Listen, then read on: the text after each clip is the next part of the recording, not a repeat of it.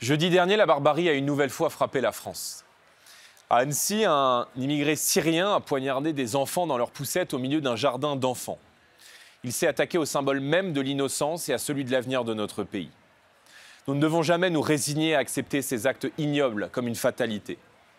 Ce drame est la conséquence directe de la politique migratoire laxiste conduite dans l'Union européenne et nous pouvons la changer pour éviter de telles tragédies à l'avenir.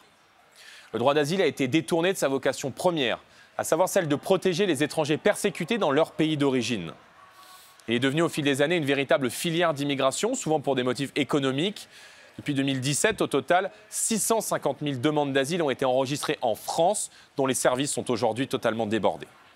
Selon la Cour des comptes, 96% des déboutés du droit d'asile restent clandestinement en France après le rejet de leur dossier. Nous le réclamons depuis des années, les demandes d'asile doivent être déposées dans les pays d'origine, dans les consulats et dans les ambassades, afin de s'assurer que les déboutés ne se maintiennent pas sur le sol européen en cas de rejet de leur demande.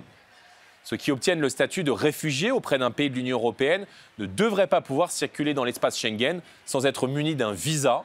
Cette liberté doit être réservée aux ressortissants des pays de l'Union. Avec cette mesure, l'assaillant d'Annecy n'aurait pas pu poser le pied en France. Enfin, les critères de l'asile doivent être durcis afin de s'assurer que les personnes que nous accueillons subissent une réelle menace pour leur sécurité dans leur pays de départ. Le jour même du drame d'Annecy, Gérald Darmanin et les autres ministres de l'Intérieur de l'Union européenne étaient réunis à Luxembourg pour mettre la touche finale au pacte européen sur l'asile et les migrations. Loin de chercher à décourager l'immigration clandestine ou à réguler les flux, ce projet, porté par la Commission européenne, accompagne la submersion migratoire et entend forcer les États européens à accepter de relocaliser des migrants chez eux, sous peine d'une pénalité financière de 20 000 € par migrant refusé.